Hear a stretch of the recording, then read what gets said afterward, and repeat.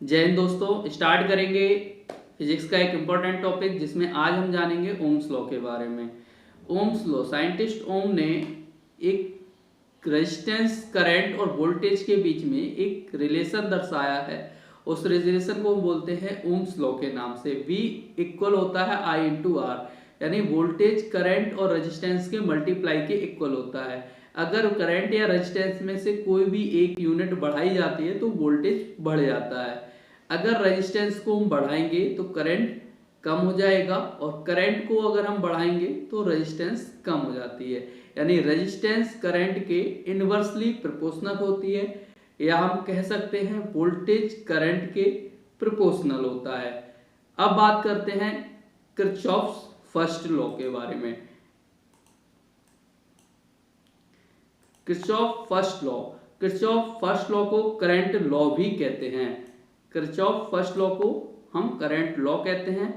Current law series में अगर हमने देखो, जैसे यहाँ पर एक वोल्टेज सोर्सेस लगा रखा है और यहाँ पर हमने पैरेलल में 3 रेजिस्टेंस लगा रखी हैं, तो हम देखते हैं अगर करंट बैटरी से सोर्सेस से, यानी कि सेल सोर्स से या बैटरी सोर्स से जो करंट जा रहा है वो इनके रास्ते अलग अलग हो जाते हैं, यानी कि पैरेलल सोर्सेस में करंट लगे हुए हैं तो हम रेजिस्टेंस लगी हुई है तो उनमें करंट डिवाइड हो जाएगा। I1 करंट इसमें फ्लो होगा, सेकंड वाले में I2 करंट फ्लो होगा, थर्ड वाले में I3 करंट फ्लो होगा, जबकि तीनों में वोल्टेज इक्वल फ्लो रहेगा।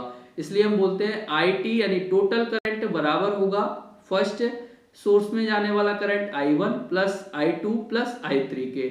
हम जानते हैं किरचॉफ सेकंड लॉ के बारे में, जिसे हम क्या बोलते हैं, वोल्टेज लॉ भी बोलते हैं।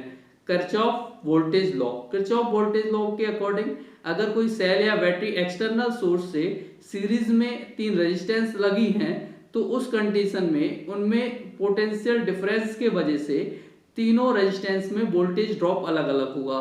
तो पहले रेजिस्टेंस में वोल्टेज ड्रॉप V1 और सेकंड में V2 और थर्ड में V3, लेकिन ओवरऑल वोल्टेज हमने इंडिकेट किया है VT से। टोटल वोल्टेज इक्वल होगा V1 plus V2 plus V3।